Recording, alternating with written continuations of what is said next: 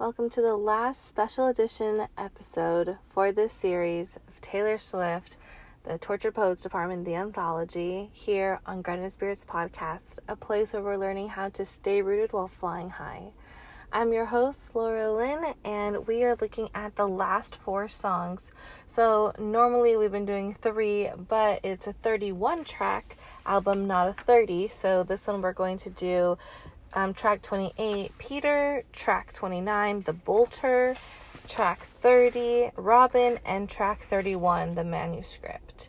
They're all pretty short, so hopefully it won't be too long of an episode to go over them all. So I just want to first point out that track 27 is Cassandra, so it starts with a C. Then we have Peter, P. Then if we skip the Bolter, we'd go to R, Robin, so it'd be CPR, but we get interrupted, but with the Bolter. And it's interesting because in So Long London, she says that she stops doing the CPR because the spirit is gone. So it's like she bolted while doing CPR. So here again, C for Cassandra, P for Peter. When she bolted, she ran away. She was done with the relationship because the spirit was gone. But if she would have continued, it would have been with R, Robin, which that song is so beautiful. And at first, it was like one of my least favorite songs. That Robin, that is. Because I guess I just didn't understand it. But now I completely get it. And I'm so excited to go over it with you because you're going to be able to see it with brand new eyes, and it's a really sweet, beautiful, innocent kind of a song. But we're going to start with track 28, Peter, after the break.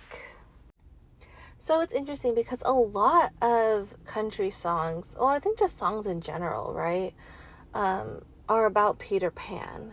And for Taylor Swift specifically, she has a few others that talk about Peter Pan and like staying young, like not growing up and all of that kind of stuff. So it was interesting that she had a whole song for Peter. So let's get into it. It says, "Forgive me, Peter, my lost fearless leader, in closets like cedar, preserved from when we were just kids. Is it something I did?" And so just going over this first few lines, she's asking for forgiveness from a child, right? Peter Pan is notorious for being part of like the lost boys, the ones who never grew up.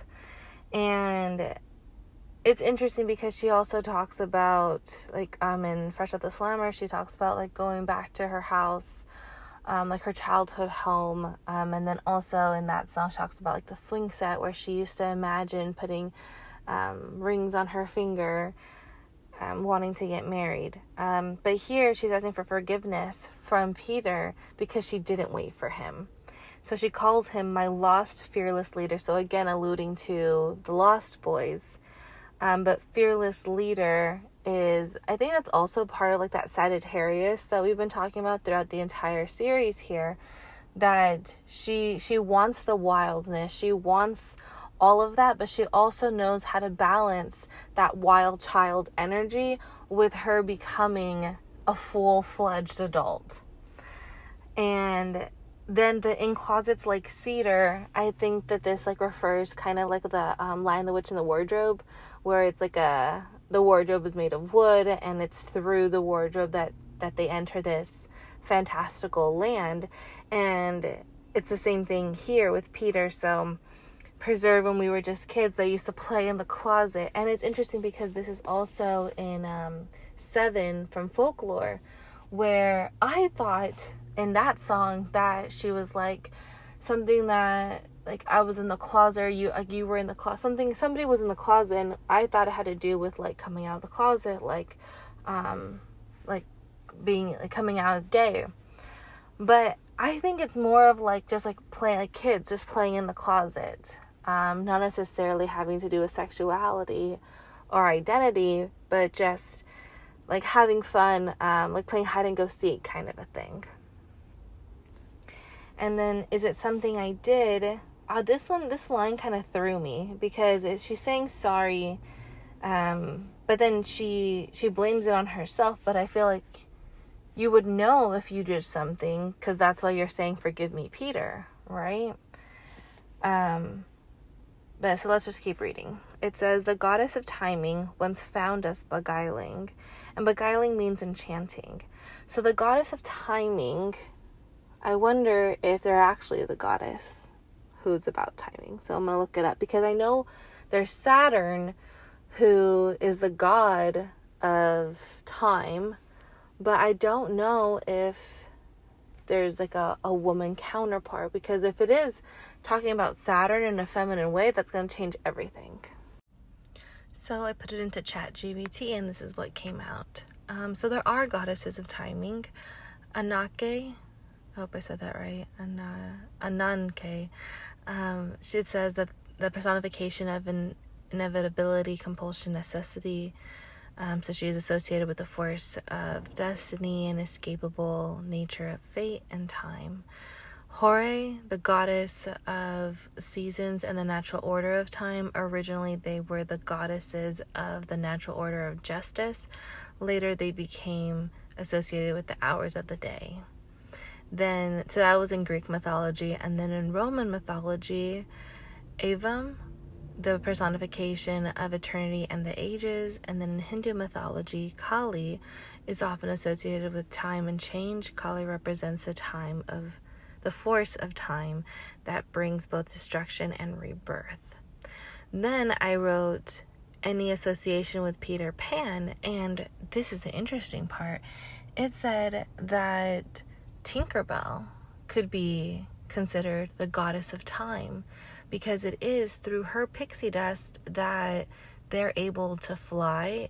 So maybe it's through her pixie dust that keeps them young. So maybe it is her. That would be really interesting as far as like the context of the song. So maybe it is something that she did. So that's what she asked, because she's saying that the goddess of timing once found us beguiling, said she was trying. Peter, was she lying? So that's why she's asking, like, is it something that I did? Like, I'm no longer under this spell, under this pixie dust that she once put over both of us.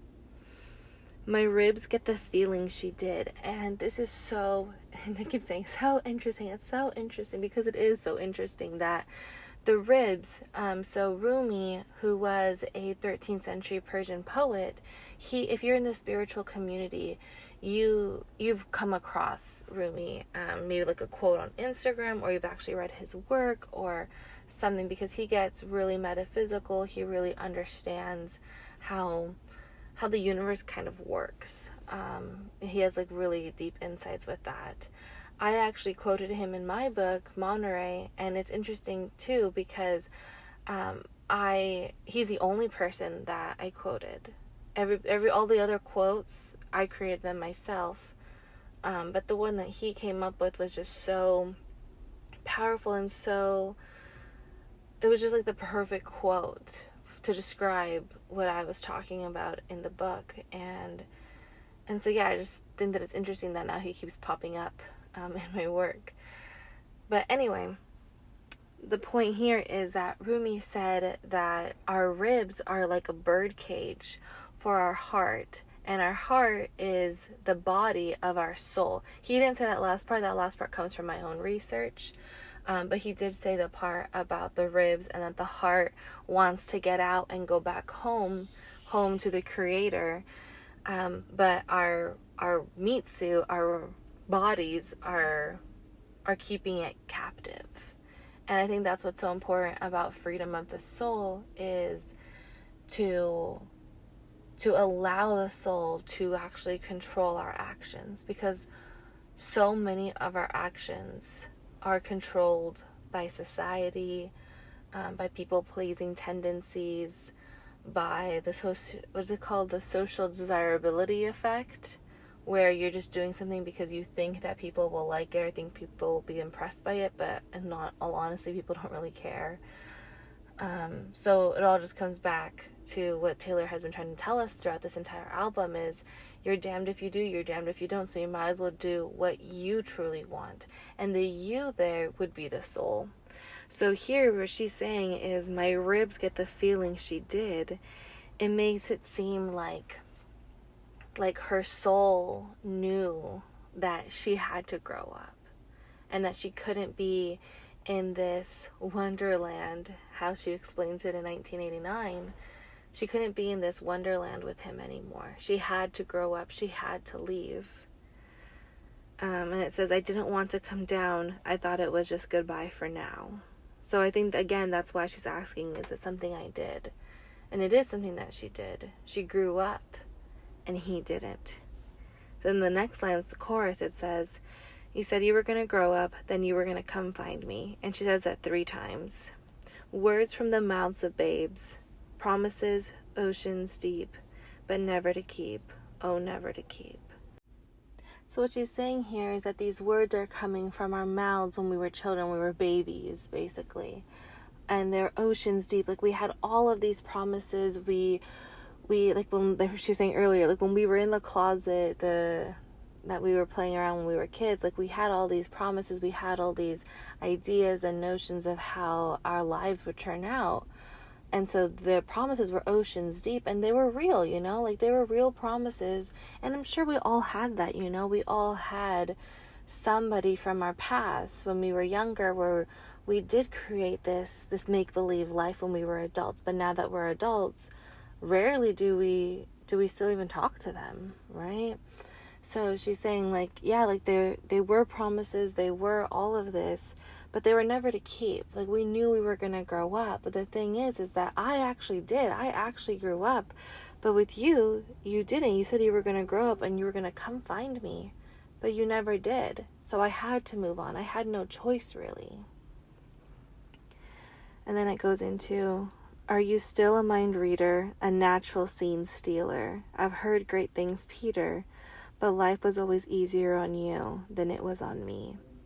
So the way that she talks about Peter, like, I don't know what guy this is. Later on, she says something about being 25, so I don't know. And I don't know, maybe it is whoever she was talking about in 1989. So, like, is it Harry Styles, ? Like, I don't know. And that's the point. It's like, I don't think that it really matters who it's about, but just here we are on Grounded Spirits talking about astrology as we do. The way that she describes Peter is a straight Leo, right? Like, my lost, fearless leader, a natural scene stealer, and I've heard great things. Like, I feel like Leos are about impressing others. And I think, like, as a Leo, personally, I think that has been, like, the hardest thing to remove myself from. To do things because I love to do them, not because it's going to impress others or because it's going to bring me status, for instance.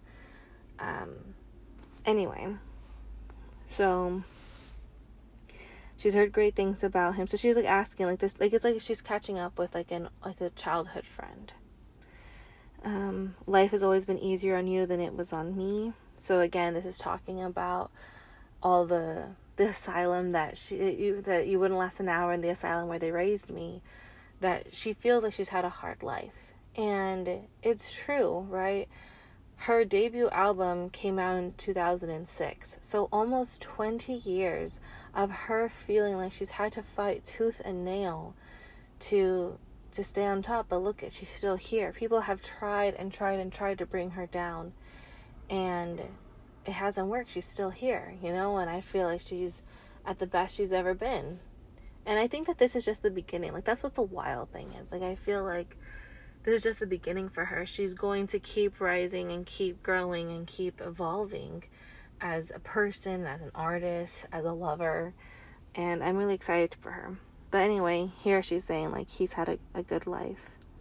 And sometimes it gets me when crossing your jet stream. We both did our best. I messed that up. We both did the best we could do underneath the same moon in different galaxies. So this kind of reminds me of of Midnight Rain. And I kind of think that Midnight Rain is about Taylor Lautner. I don't know if someone else said that or whatever, but this kind of also feels Taylor Lautner-y, just because of like Back to December, that she's apologizing to him, and then here's another like apology letter. But anyway, in Midnight Rain, she talks about like, we don't really even think about each other unless I'm on TV or unless it's like midnights like this.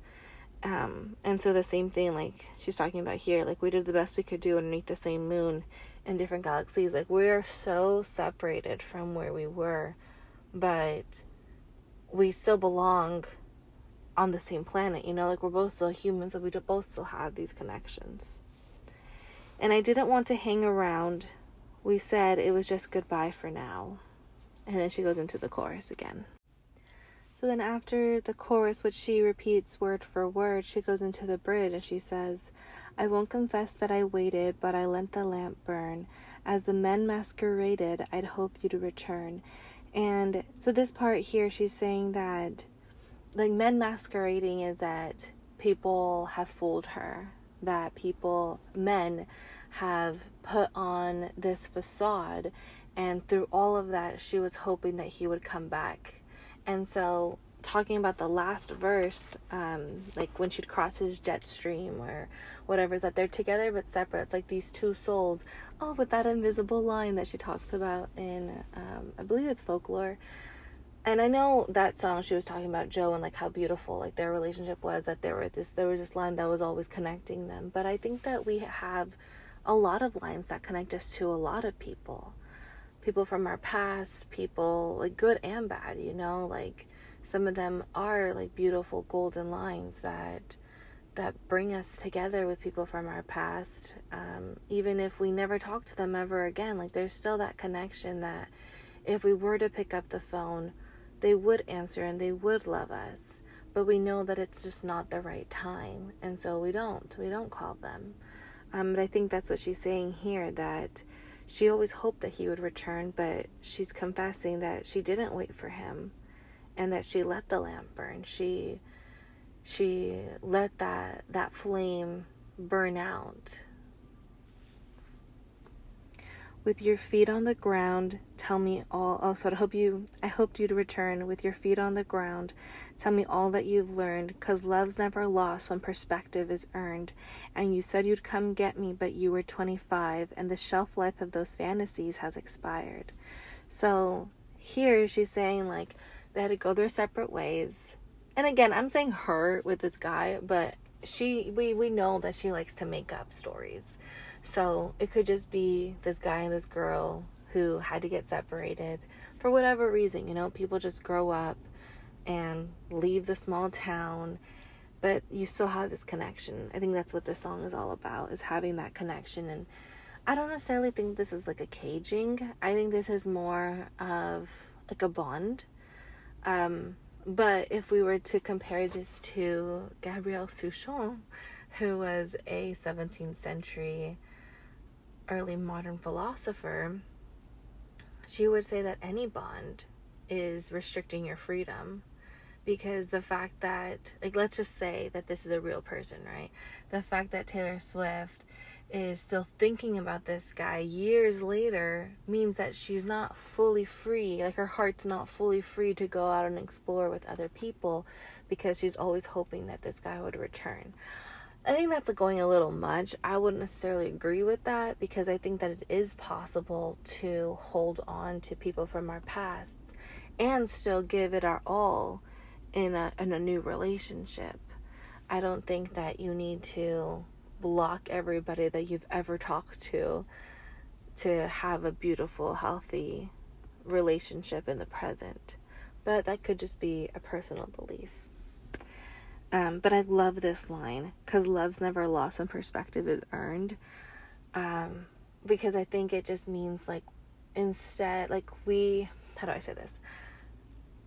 Now that I've been able to go out and see what love is with other people, I have been able to like reflect back onto this relationship and see how much love there actually was there in our childhood.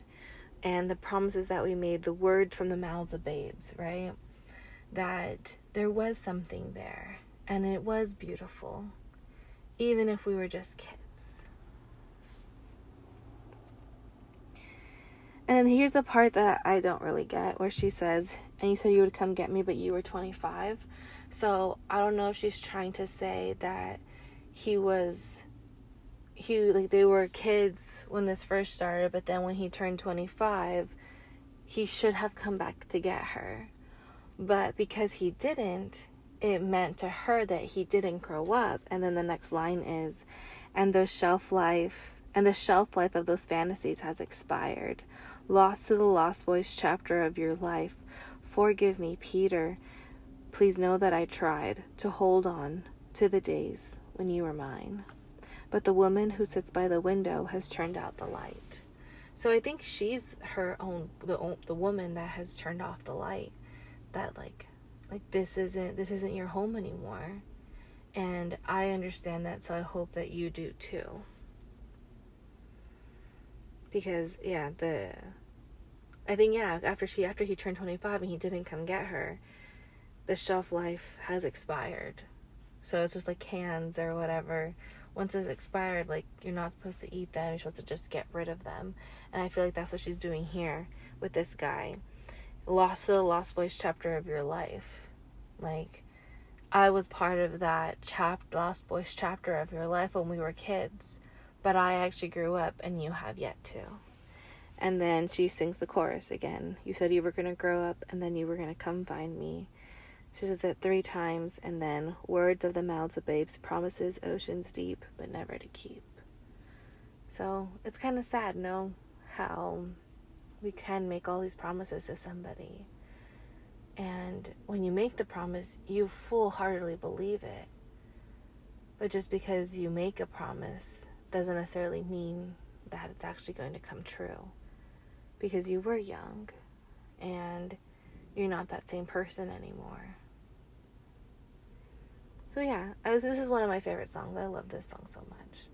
And same with The Bolter, and that's up next. Track 29, The Bolter. By all accounts, she almost drowned when she was 6 in frigid water. So she's talking about this little girl who fell into the ice, probably like in a river or lake or something. And then she says, I can confirm she made a curious child, ever reviled by everyone except her own father. So reviled means criticized. So she was criticized by everybody because she was a little odd, a curious child. She, going through this near-death experience as a young kid, changed her perspective on life. So she just wanted to grasp everything. And she says it later on that she had all her fucking lives flash before her eyes, but this saying that she, because this traumatic event happened to her when she was so young, she was able to experience more throughout her life. So it's kind of like she had all these multiple lives by the time that she was an adult. And I love that it says that she was criticized by everyone except for her own father. So, she still had, that love and that connection to her dad, which is beautiful. With a quite bewitching face, splendidly selfish, charmingly helpless, excellent fun till you get to know her, then she runs like it's a race. So, I love, these, witch imagery that she also has in Who's Afraid of Little Old Me. But again, it's just saying that she's just describing the kind of girl that she is, right? Splendidly selfish, charmingly helpless, excellent fun until you get to know her. Even though she is criticized by everybody because she is so curious, people can't help but love her. But the thing about her having this near-death experience, it has left her traumatized to get too attached to anybody or anything. And I think that's why she loves a little of everything but doesn't commit to anything. So this sounds on the axis of Sagittarius and Gemini, where Sagittariuses are either going to commit 100% wholeheartedly or not be able to commit at all because they're trying to feel everything out. And that's what this whole song is about, right? About her not wanting to get close to anybody because she's afraid of what that might be like. But then it's also like she already knows what it feels to be trapped under the ice, right? So she's afraid that the relationship is going to feel like that, and she will do anything to not feel that way again, to not feel trapped. I also made a note here that she felt like she was caged in ice, and it also made a reference back to Chloe or Sam or Sophia or Marcus, where Swift talks about her cold, cold heart. And she also says it in I Hate It Here that the palace was freezing. So like a lot of this like cold imagery that they I say they because like this little girl and then Taylor Swift, that they need this warmth. They need somebody to give them this warmth for them to feel safe. And I think that is what Taylor Swift is searching for throughout her entire life. I was going to say just the album, but no, her entire life. I think that she's just searching for somebody who's going to make her feel safe and make her feel loved, like unconditionally loved, and without the criticism, without any of that. And I really think that's why it hurt so much with Joe, because I think that she thought that she had found it because she met him in her darkest, her lowest of the lows. So she's like, oh, well, it makes sense. If he's going to love me here at my lowest, of course he's going to love me at my highest. And then that wasn't the case. So it left her feeling dumbfounded. Like, how could you not love me at my highest? Like, that just doesn't make sense. But yeah, okay, moving on.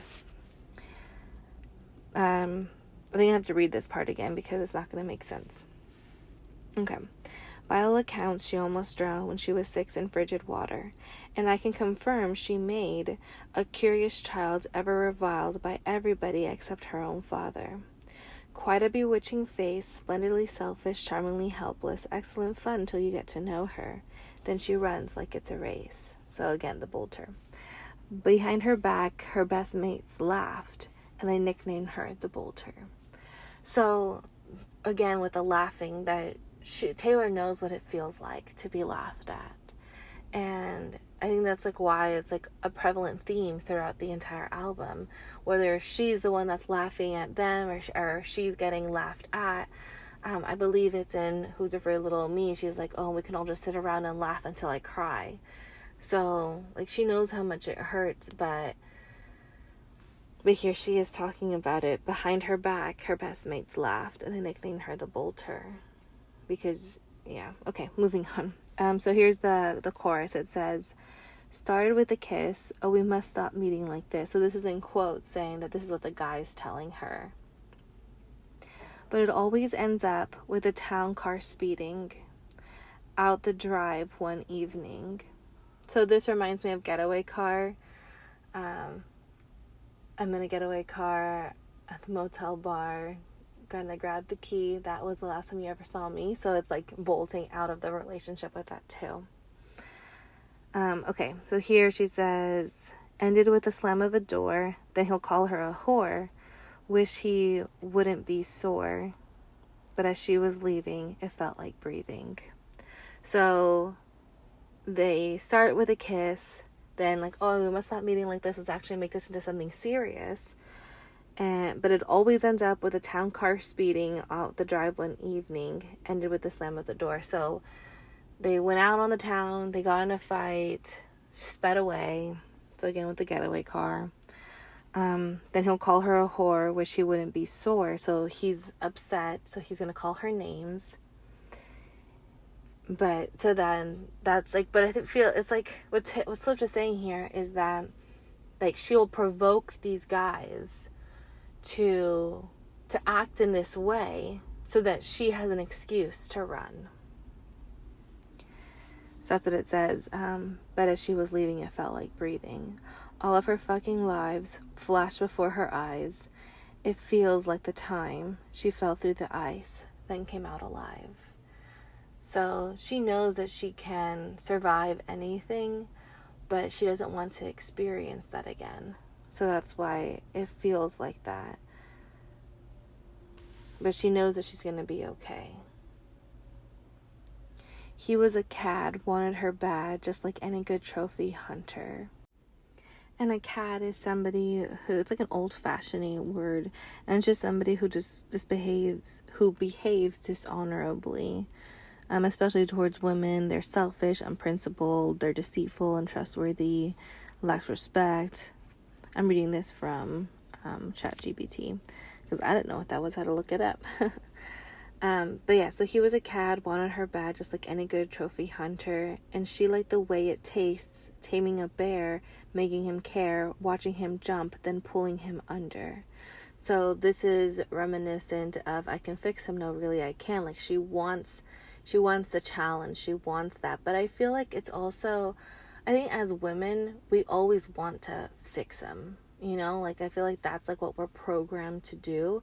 And I think that that's what we're attracted to as well, because we're like, oh, like if, like I want to feel special, and so if this is how you're going to act with every other girl, then, and you change for me, then that's going to make me feel special, and that's why I want you, I want a cad.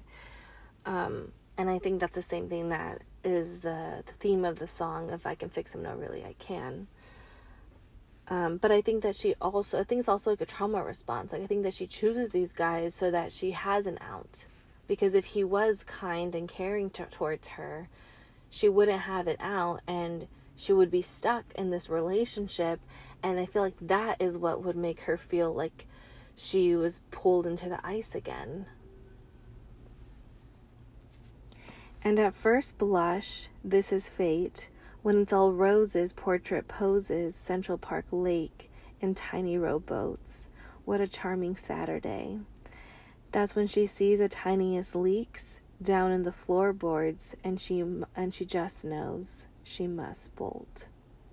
So it's just describing their relationship. It's a first blush, like, oh my gosh, like this is fate, like super like head over heels, super in love. It's all roses, portrait poses, so everything is good. Like how they said, like pushing up roses, right? Like everything's like fine and dandy, right? Central Park Lake in tiny rowboats, so they're having like a grand old time. It's a charming Saturday, and that's when she sees the tiniest leak. So again, this is like very Sagittarius, how when there's for Sagittarius, it's like the catch flights, not feelings. And I feel like this is the same thing that's going on here, that she sees the tiniest leaks. These leaks is water associated with emotion. And so it's like when she starts feeling this emotion towards him, instead of just like conquering him and having that kind of accomplishment, and like that's what attracts her to stay. When she actually starts catching feelings, she's like, oh fuck, like I gotta get out of here, right?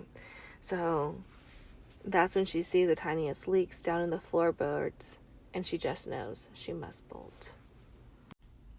So then after the chorus, she says, she's been many places with men of many faces. First, they're off to the races, and she's laughing, drawing aces. But none of it is changing, that the chariot is waiting. Hearts are hers for the breaking. There's escape and escaping. So she's saying that, like, that's why she says, like, the guy calls her a whore, because she does get around, but it's because she doesn't want to commit to anybody, so she'd rather have these shallow relationships with everybody so that she doesn't have to commit. So it's saying that first they're off to the races, so everything is fine and dandy at the beginning. She's drawing, laughing, drawing aces, but nothing changes between guy to guy to guy, because at the end of the day, the chariot is waiting. At the end of the day, these guys actually want to settle down with her because she is charming and splendid and excellent fun to get to know her. And then it says, hearts are hers for the breaking. There's escape and escaping. So these guys constantly fall for her, and so she has to break their hearts because she needs that escape. And so it's interesting the way that it's worded. There's escape and escaping. So like the pure act, like she loves to be put in these situations where she needs to escape. And so it does go back to her falling through the ice. Like she wanted to be put, it's just like Houdini in a way, right? Like she wants to be put in these situations where she feels like she can't get out of, just to get out of it, because that's what's fun for her, to have this sense of freedom to be liberated. So it's not necessarily about the freedom, about the feeling of feeling free. It's about the liberation. She's addicted to the feeling of liberation. Interesting. Then it goes back to the chorus. But this time it says, actually I'm going to read the whole chorus for this time. So it says, started with the kiss, oh we must stop meeting like this, but it always ends up with a town car speeding out the drive one evening. Ended with the slam of the door, but she's got the best stories. You can be sure that as she was leaving, it felt like freedom. So before it was saying that then he'll call her a whore. Then he'll call her a whore, wish he wouldn't be sore. So wish he wouldn't be like butthurt that she broke his heart. And this time it's saying, but she's got the best stories, you can be sure, because she has been to so many places with so many faces. Like she has gotten around, and not necessarily in a sexual way, but in like a loving life kind of way. So again, with the Sagittarius thing I was saying earlier, catch flight, not feelings, that's what the bolter has been doing. So here, but I love how here she actually says, but as she was leaving, instead of it saying it felt like breathing, now it felt like freedom. So I don't know if every single other time it was just like breathing, this was just natural to her to string guys along and then break their hearts. And then finally this last time that she left, it felt like freedom, like something shifted within her. It could have been that she grew up and that now she doesn't need that, she doesn't have that addiction of feeling liberated. Maybe she just is pleased or is at peace with just feeling free and maybe like having like that single life now for a bit. But yeah, this is how the song ends, by her saying all her fucking lives flashed before her eyes, and then she realized it feels like the time she fell through the ice, then came out alive. So yeah, I love the chorus. I think it's just so like sing-songy and I really like it. But I think it's also interesting to talk about like that people do find escape in escaping, and people do get a rush from feeling liberated by also getting to know people and seeing all the different stories, but by not wanting to commit. And I love that Taylor painted her as a girl, because I think that we say this a lot for Sagittarius men, that like they don't want to commit, they want to just sleep around or whatever. But I think it goes both ways. It's not just a man thing or a woman thing. I think it's just like a trauma thing. And the more that we heal, the more that people like this wouldn't feel the need to act like this. So yeah, that is track 29, The Bolter. Now moving on to Robin. So this is a song that I said that I didn't really understand, I didn't really like. But what actually got me to understand it was through the albatross. So like I've mentioned before, I'm writing a paper with Gabrielle Souchon and juxtaposing her views on feeling free through knowledge with Taylor Swift's views of feeling free through love. And it's been so interesting that both women felt trapped within themselves, within relationships, or the idea of relationships, and in society. And so the albatross is all about her. Oh, so the whole thing is what I was saying earlier about Rumi, with that the ribs are like a cage and then our hearts are like the bird. And this whole time, from the very beginning of Taylor's career, she has so many quotes that demonstrate that she's the bird and she just is trying to find a cage that she can call home. And that's why she's been going from, how did it say for the bolter, many faces with many places. She's been many places with men of many faces. And I feel like that's what people say of Swift, right? That she just dates everybody, and that's what she calls people out in The Man, when she says that if I were a guy doing this, you would just say I'm playing the field until I found someone to settle down with, and it would be fine. But because I'm a girl, it's not okay.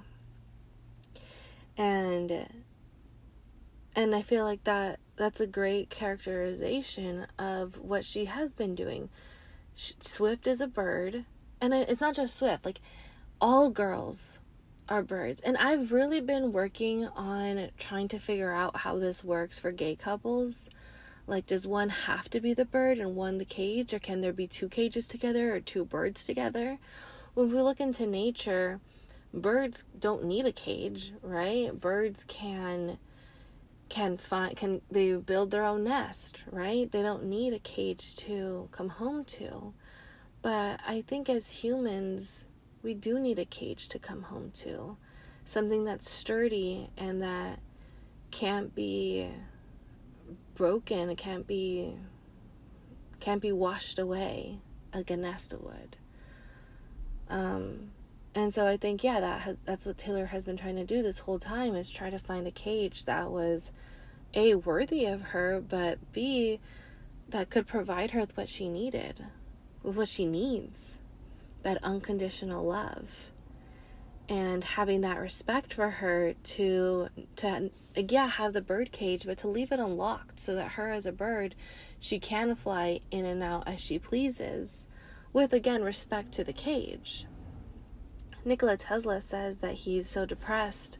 These are not his exact words, but he says that he feels so depressed and isolated because he's a cage without a bird, that he needs that bird to light him up.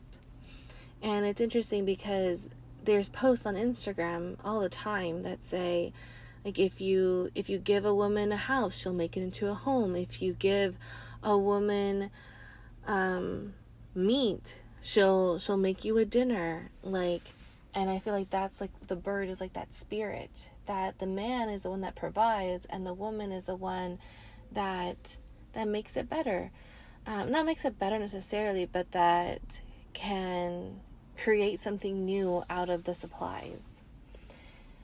And this is like where it gets a little tricky, right? Because I feel like here in 2024, we're trying to separate ourselves from these gender roles. But I don't necessarily think that it's necessary, because if I'm just being my true natural self as a woman, I feel like I would do that. But then on the other hand, just because I'm a woman doesn't mean that I can't go out and provide for my husband, right?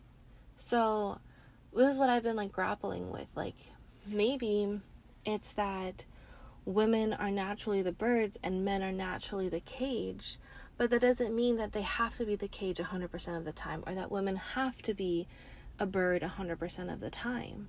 Like, I think that's the whole point of a partnership, is you protect me and I protect you. You scratch my back, I scratch yours, but it's not because we need this reciprocity, but because we love each other, that we want to do it for each other.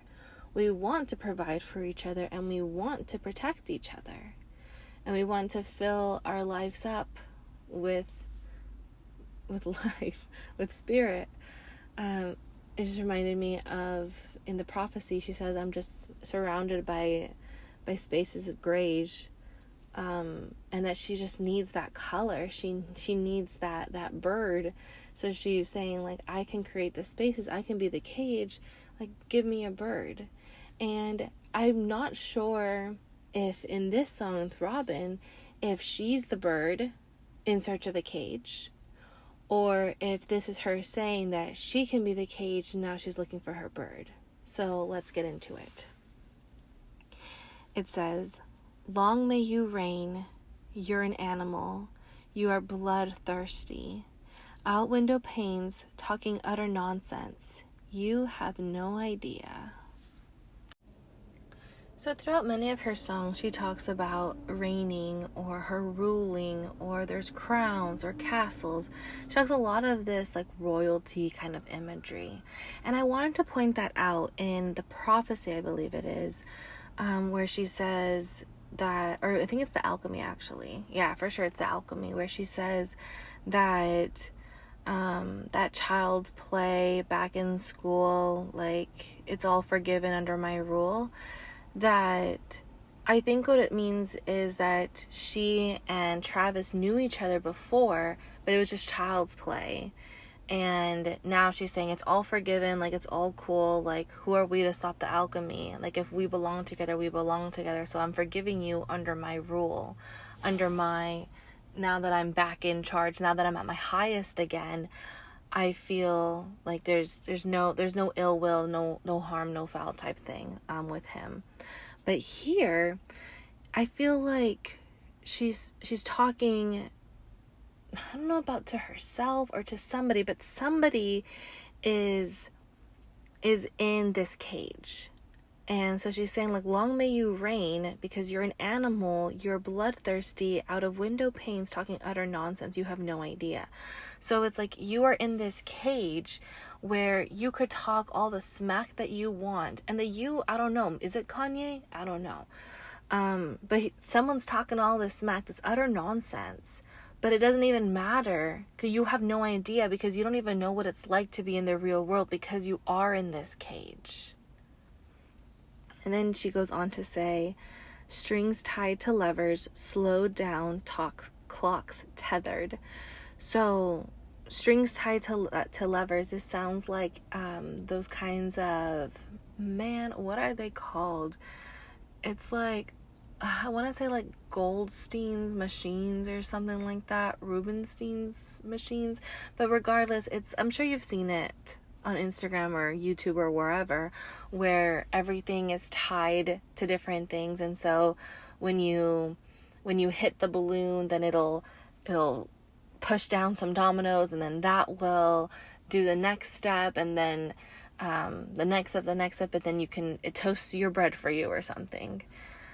So it's kind of like the imagery that comes to mind with that, but it's also saying that like everything is a machine, everything is already like kind of outlined for you, because you are in this cage. And the slow down clocks tethered is really feeling that constraint, really feeling like someone's holding back the clock for you, and all this showmanship to keep it for you.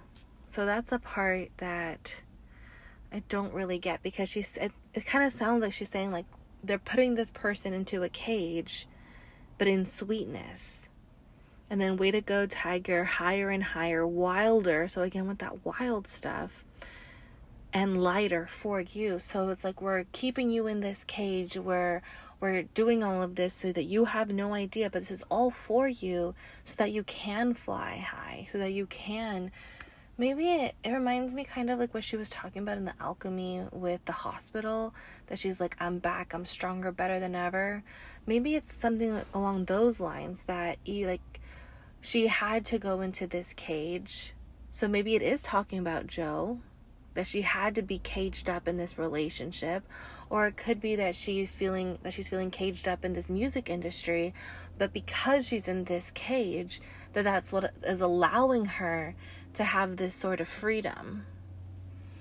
I'm not sure. Let's go on to the next bit. So before we move on to the next verse, just rereading the chorus again, I think I'm getting it. So looking at I Can Do It With a Broken Heart, when she talks about like, I'm hitting my marks, I'm doing what I gotta do, they said fake it till I make it, and I did. This is kind of what it's sounding like here, like strings tied to levers. Maybe it's kind of like in Bye Bye Bye, like the music video, where they're all puppeteers and they're all like dancing, and like someone else is controlling them.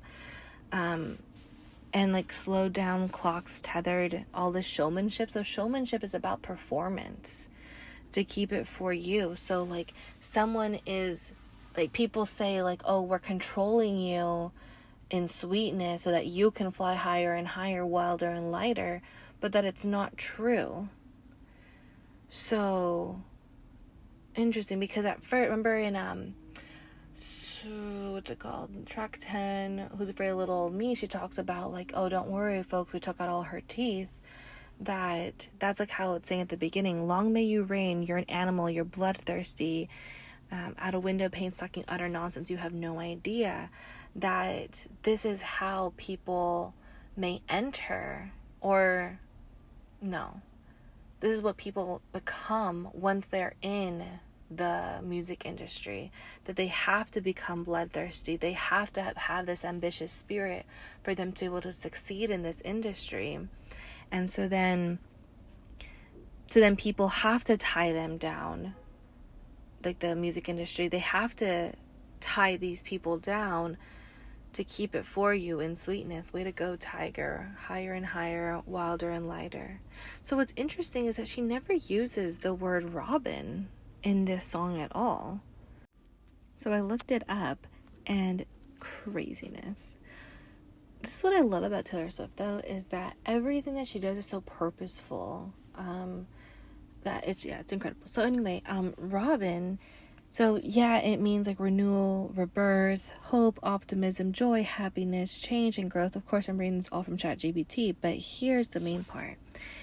That robins are known for being territorial, so they can symbolize the protection of one's space and loved ones. So this is turning that whole cage bird stuff that I was talking about earlier on its head, right? It's flipping it. It's like turning the tables on it, because now she's saying, I don't have to be a cage to protect you. I can still be my bird self and protect you. And I think that's kind of what this song is about. Like she's saying that people are trying to protect her, trying to do all these things, but she's like, no, I can protect myself. And so then the only other animal that she talks about is a tiger multiple times. She does talk about a dinosaur as well, but we'll go over that later. She also talks about dragonflies, so maybe I'll look into that too. But she says in the chorus, way to go, tiger. And so I looked at tiger, and they symbolize strength and power, courage and bravery, independence and confidence, royalty and authority, so again with that royal imagery, mystery and magic, so again with that witchiness that has been going on throughout multiple of her albums, or multiple songs throughout her albums, passion and sensuality, which is what we also get from But Daddy I Love Him. So I think what she's saying here is like, yeah, the robin will protect, will do all of these things, but way to go, tiger, higher and higher, wilder and lighter for you. Like, it's saying like, way to go, like you are independent, you do. So that's why it's like so confusing. Like, is she talking about herself? Like, who is she necessarily talking about? And I think I maybe spending too much time on that instead of just looking at it at face value. But I think that it's interesting to think about these things of, is she talking about society? Like, where is she the one that's feeling caged? Is she caging somebody else? Like, kind of like how she was doing for in I'ma Get You Back. She has some lyrics there that she wants to be the one who's caging. Same with I Can Fix Him, same with The Bolter. All three of these songs talk about her wanting to be the cage, not the bird. So let's move on.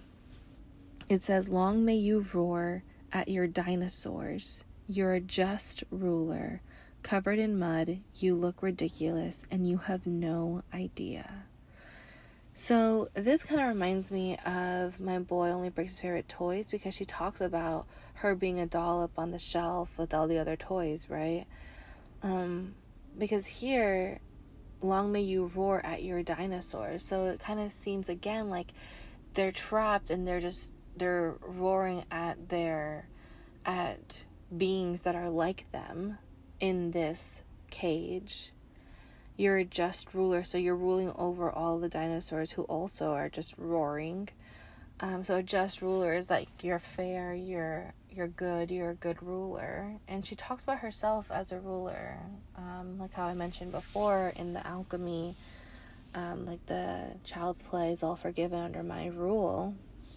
So that's the thing, is like, I don't know if she's talking about herself or not. And I feel like that's the part that's getting at me. Like, I don't know. Covered in mud, you look ridiculous and you have no idea. So the covered in mud part is like, it kind of reminds me of the emperor in sheep's clothing, where like they tell him like, oh, like they're wearing invisible, and like the whole town is like hyping him up, saying like, oh yeah, you look so good in your invisible clothes, but it's really just him walking around naked. Like, it kind of gives me like that kind of vibe, where there it's like kind of the opposite, actually, because there it's like you're vulnerable because you're naked, but here you're covered in mud, like you're not showing your true colors. So you look ridiculous because we can all see who you really are, but for some reason you're covering yourself up to hide your true self. And you have no idea that we can see the truth. So of course I put in ChatGPT to try to figure this out, and it said that it may be like a childlike kind of thing, like you have your imagination, like a kid that is roaring at their dinosaurs and pretending that the child is king. Kind of reminds me of like where the Wild Things are, where this little kid like wakes up in the middle of the night and goes into, I think it's his closet too, and goes out with the Wild Things, and he's the ruler, right? And so like the covered in mud is like how kids like to play in mud, and they look ridiculous, but they have no idea, and they don't care because they're just having a grand old time. And so maybe it's like that, like how people are in a cage, but they don't even, like, it doesn't even faze them that they're in a cage, because they have all the freedom within the cage, and that's all the freedom that they need. Then she goes into, buried down deep and out of your reach, the secrets we all vowed to keep it from you. In sweetness, way to go, tiger, higher and higher, wilder and lighter for you. So what I think that this part means is that they're keeping this like secret away from this person. It kind of sounds like it's from a child, you know, like a child's not supposed to know like if the parents are having financial troubles or like stuff like that. And it kind of sounds like what's going on here, like we all vow to keep this secret from you so that you can keep your childhood, you can keep your innocence, and so you can, like, way to go, tiger, higher and higher, wilder and lighter for you. Like we all vowed to keep this away from you. So again, with the cage, that the cage is supposed to be protecting the child. So all of the bad stuff that's going outside of the cage, like we're all vowing to keep this buried and out of your reach so that it doesn't hurt you. So I think that maybe this song is that, like, trying to understand the balance of what to keep from somebody, like how far is, like, where's the line between protection and lying, you know?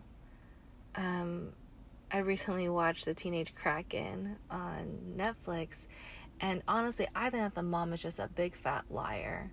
She should have told her daughter that this is a thing that goes on in their family. But she's like, it's not lying, it's just omission. Like, I was just trying to protect you. So, like, where's that line of protection and dishonesty? Because this part here specifically, the buried down deep and out of your reach, the secret we all vowed, it reminds me of the Truman Show, where everybody knows that his whole life is fake. So in a way, he's caged, right? But he doesn't even know it. But it's all, like, quote unquote for his protection, but it's also like for like the ratings, it's all for that showmanship. All these strings are tied to levers, slow down clocks tethered. Like, they can make up time. Like, he has no idea. He could wake up and everyone tell him, oh, it's 5 years have gone by, and he would have no choice but to believe them. Because when everybody's in on a secret but you are the idiot, right? You have no idea. So, But also, like, now looking back at the first verse, long may you reign, you're an animal, you are bloodthirsty, out of window pane, stalking utter nonsense. Could this be when a child is born? Like, when a child first comes out the womb, it's an animal. it's not civilized. It doesn't know anything, right? It has no language. It doesn't have anything. It's an animal, and it's bloodthirsty in the way of it has all these desires just by being human. And talking utter nonsense, that's like when the baby babbles or the baby cries, it makes no sense to us. So maybe this is about childhood. I actually wrote it here, like innocence. In that first verse, I wrote innocence going to Robin, and then Robin is a baby bird. So maybe it really does have to do that with like keeping the innocence alive, and so we cage the innocence so that we don't grow up. But maybe that's what she's like trying to understand here, is like, but how do we allow people to grow up? Allow, like, trust them to like leave their cage and trust them to come back. Alright, then it says, you got the dragonflies above your bed. So dragonflies, the spiritual meaning is like new beginnings, like good luck, things like that. So it kind of sounds how they say, like, way to go, tiger, like, good luck. Actually, I don't think those two kind of go together, but it gives me like that same kind of vibe, I guess is the best way to describe it. So you got the dragonflies above your bed. You have your favorite spot on the swing set. And remember, in Fresh Out the Slammer, she talks about going back to that swing set where she has her imaginary rings. You have no room in your dreams for regrets. So, like, in your dream life, everything is perfect, so you're not going to regret anything. You have no idea. The time will arrive for the cruel and the mean. You'll bounce back just like you're a trampoline. So this is, I feel like this is her talking to herself, like her talking to her younger self, or her inner child. Maybe this is about her talking to her inner child. Interesting, because the cruel and the mean, this reminds me of Who's Afraid of Little Old Me, or But Daddy, I Love Him, and that you'll bounce back just like your trampoline. Like, she talks about this a lot in the prophecy, in the albatross, that in Cassandra, that everything was going to be okay in the end. You'll bounce back. Like, your castle, you may feel like your castle's crumbling, but it's there, and like, you have the crown. But now we'll curtail your curiosity and sweetness. So it's saying, like, we're going to put restrictions on your curiosity, but like in a kind way, because we're trying to protect you, we're trying to love you. But I went back and looked at more definitions for dragonfly, and it's saying that it's like willing to change, or like being I want to say like resistant to change, but it has to do with like changing and like renewal, like kind of what I was saying before, but like specifically with that change. So yeah, like this song has just like really confused me, but I think, especially in this last bit, that you'll learn how to bounce back like a trampoline, like that's her. So if she's talking about her inner child, or like her baby self, let's start from the beginning. So the first verse is her saying, like, when the baby's born, like, she was, ever since she was a child, she was so ambitious. And I think that's true. Like, we even, when she like released her diaries, it says it all up in there too, that like her whole life, this is what she's wanted, is to be able to write songs and perform them. And then the next bit is strings tied to levers, slow down clock tethers, all this showmanship to keep it for you. So that she had to enter this cage in order to make her dreams come true, so that she could get higher and higher and wilder and lighter. And then she had to get to the point where, when she was roaring at her dinosaurs, you're a just ruler, that maybe it was all make-believe, that she's a just ruler. Maybe she's like thinking it in her own head. Like, I feel like at this point in her life, she's really trying to figure out what's reality and what's fantasy. Like, what has just been going on in my head versus what are people actually saying about me or seeing how are the people actually seeing me? And not that it really necessarily matters. I feel like she's past that, but she's seeing herself in a new light. I think that right there is what I'm trying to say with the dragonfly bit. But we're not there yet. So, long may you roar at your dinosaurs. Like, this is, like, she's saying that she hasn't been imagining, like, her dinosaurs, like, she's roaring at us. Like, we're the dinosaurs. That she's a just ruler, but she's covered in mud and she has no idea. So it's kind of like that when everybody was making fun of her and was, like, throwing mud at her, and yeah, she looked ridiculous. Like, everybody just was pointing at her and laughing, and she had no idea. But I think that she had an idea, but I think that there was also, like, that was that form of protection. Then, buried down out of your reach, the secret we'll vow to keep it from you. I don't necessarily know what secret this would be, specifically in her life. But I think that's kind of the point, is that there was this secret that no one told her about. Oh, this actually could be when Big Machine, or Red Machine, what was her label called before? Big Red Machine, when they sold her originals out from under her. But they're saying, like, oh, but don't worry, we're doing it in sweetness. Like, this big secret to keep it from you, but it's in sweetness. Like, we're just trying to do what's best for you. And she's like, no, like, I'm a robin. I can protect myself. I can defend for myself. I can fend for myself. But everyone's just like, way to go, Tiger. You just keep doing you. But she's like, no, like, I don't want that. So that's why when you got the dragonflies above your bed, like, bed is where you sleep, where you have your dreams. And she says, you have no room in your dreams for regrets. Like, this is exactly what you wanted. So, like, move forward with that, change with that. You have your favorite spot on the swing set, again with that imagery of the imaginary rings from Fresh Out the Slammer. That, like, all her dreams are gonna come true. And so now she's, like, more sure of that than ever before. And so, yeah, people will come and they'll say cruel and mean things, but it doesn't matter because she's gonna bounce back like a trampoline. But for now, we'll curtail your curiosity and sweetness. And I think that's, like, what she's trying to fight against. Like, now she wants to be curious about everything. And I think that's her tapping into her sexuality, like I've been saying before, that she is going to bring out that sexiness that none of us can, in the comment, like, I'm gonna say, like, and then, like, none of us can really expect. Like, even me saying, like, that she is gonna be super sexy one day, like, it's still hard to imagine because we still see her as this little teeny bopper.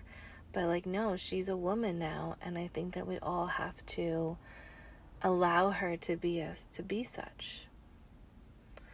So yeah, that is track 30, Robin. So now moving on to the last track of the album, track 31, the Manuscript. And honestly, I feel like this is the least interesting song because I just think that it's so basic. Because there's really nothing to, like, go deep in or try to figure out. Like, everything's pretty much laid out for us. So I'm gonna read through it. But I feel like there's nothing really to discuss except for the last line, which we will get to.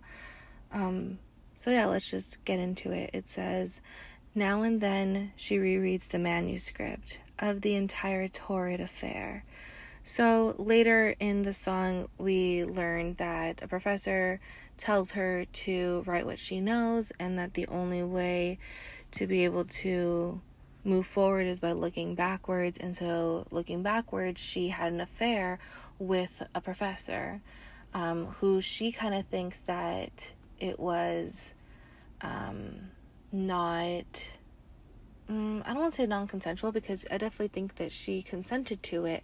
I think that she thinks that she was taken advantage of. There we go. And then people have said online that the manuscript, this could be like from All Too Well, when she showed, like, in the 10-minute version where she has her movie, and at the end she wrote a book and she's 10 years older and all this stuff. So it could be that, and honestly it really could be that, because she was young and Jake Gyllenhaal was a lot older, and she and I was like, where are they going with that? So, and she talks about this kind of relationship in a lot of other songs too. So the ones I'm thinking of just off the top of my head are like Illicit Affairs. Also in Midnights there's a song about an affair too. I can't think of the exact title right now, but I think you know what I'm talking about. That this kind of relationships keeps popping up throughout a lot of her songs. So it's just interesting. And then torrid means like passionate, intense, but like in a bad way.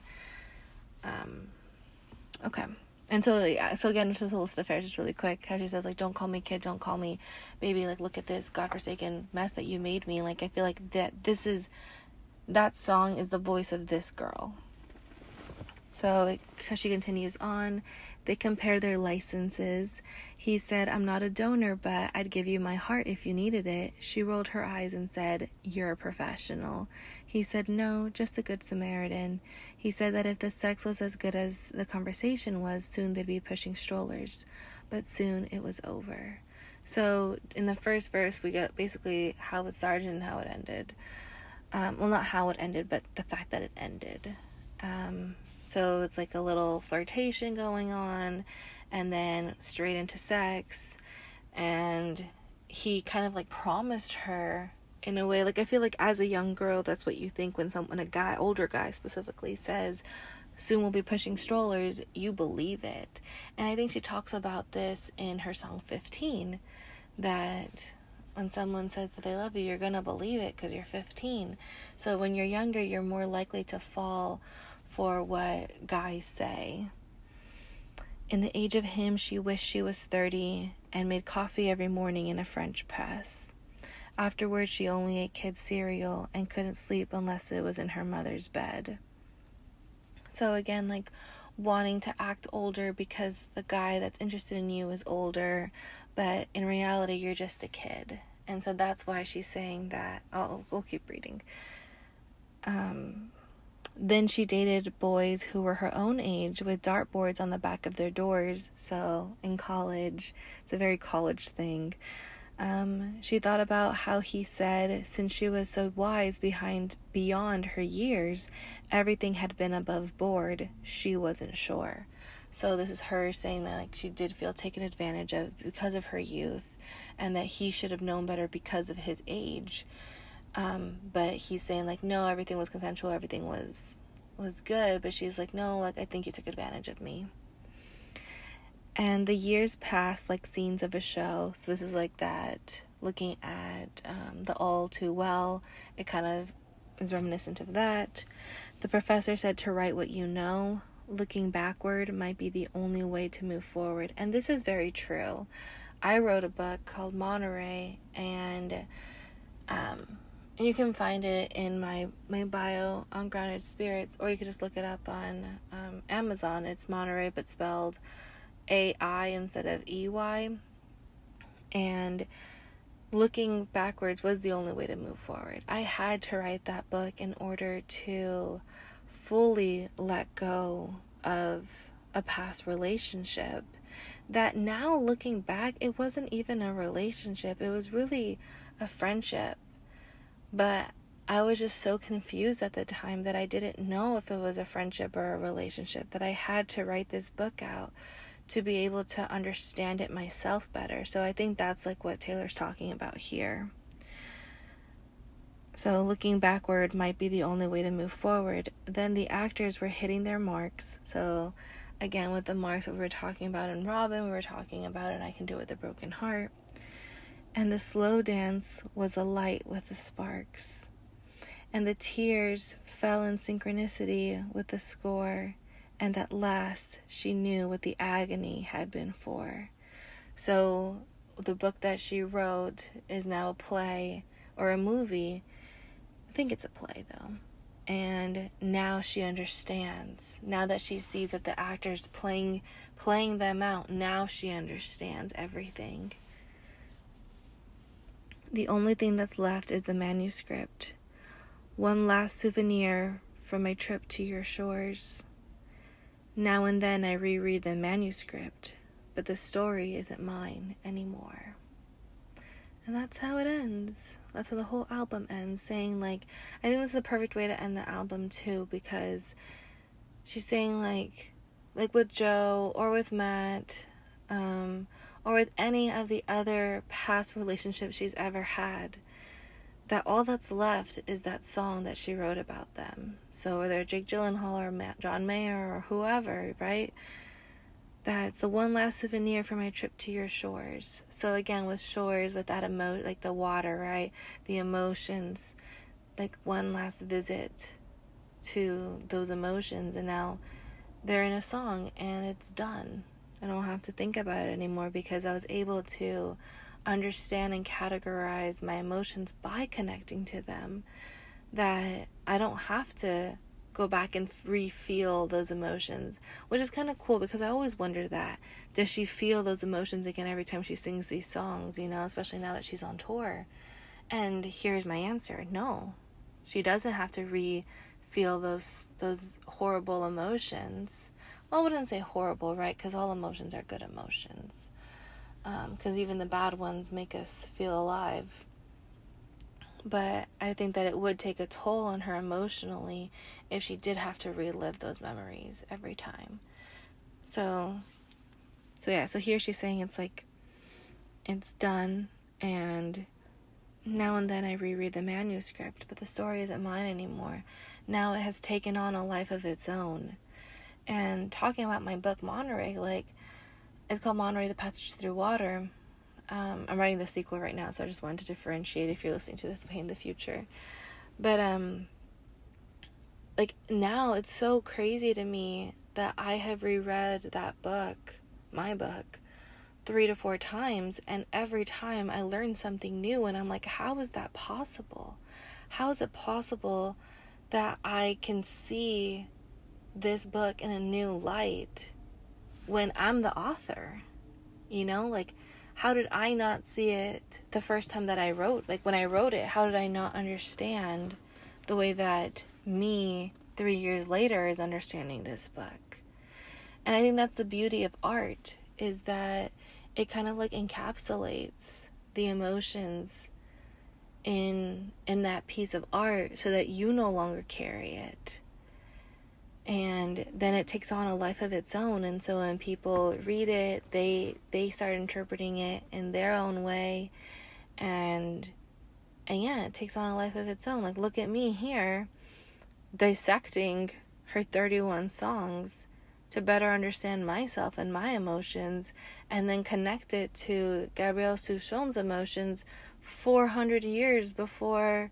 Actually, it's 300. So the book that I'm referencing from Gabrielle Souchon, it came out in 1693. So a little bit shy of 300 years when Taylor Swift was born.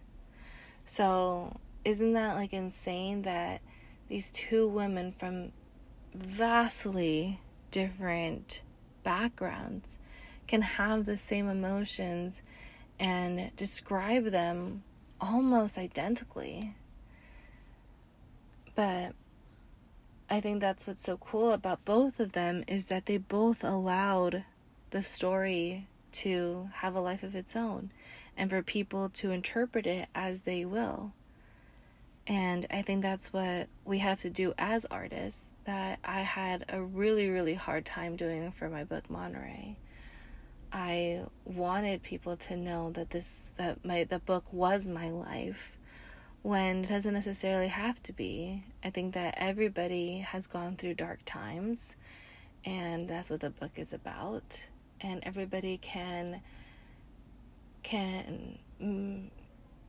use a little more hope in their life, and a little more wonder and imagination and curiosity, which is what the book also offers. And I had to allow allow my book to leave my hands in a way, so that it can go out and help people understand themselves better, just like this album has. And I feel like that's why Taylor Swift's so successful too, because I think a lot of artists keep it close to the chest, where they don't want to let everything out. And I mean, it's not bad, it's fine, like whatever you're comfortable with, but this is why Taylor Swift is so successful, because she's willing to put her heart out on the line and allow people to do with it as they please, and trusting that they will honor the work, that the right ones will be drawn to it and will take the time to understand it, whereas the ones who don't the ones who don't care don't matter. The people who say mean things are like, all the songs sound the same. Like, absolutely not, they don't. Even within the album, they don't. But it just takes a certain person to take the time to understand it. And I think that's why the last line of the last song of the album is so powerful. But the story isn't mine anymore. So yeah. Thank you so much for listening all the way to the end of these 31 songs, 31 brilliantly written songs, and joining me as we dissected them, broke them down, did a deep dive into them, and to really get at what Taylor Swift is telling us, how she's feeling, how to understand our own emotions, and to better understand ourselves. So thank you to Taylor Swift. Thank you to you for listening. And yeah, next week on Wednesday, we'll come out with a new episode on the Emerald Tablets. So if you enjoyed me going line by line and talking it all out, this is exactly what I do with the Emerald Tablets. The Emerald Tablets are from the first line. It says that the author is Thoth, the Atlantean, and that he went on this quest to gain knowledge and wisdom, to turn it into power, and to free the soul. And now he's writing this all down on an emerald tablet. Well, there's actually 15 of them. 15 emerald tablets that are indestructible, that will be around for millennia. Well, according to Thoth, they'll be around forever. But I don't know that many indestructible material, so I don't know. But the point is that he wrote all this down to give us this knowledge so that we can become better humans. So if you're interested in that, join me every Wednesday. Right now we are on tablet 8 that we're going to be doing this Wednesday, and then we'll be continuing on for the next 7 weeks or 6 weeks, looking at that. So yeah, that is all I have for you today. I will hopefully see you next Wednesday, and that's it. Bye, everybody.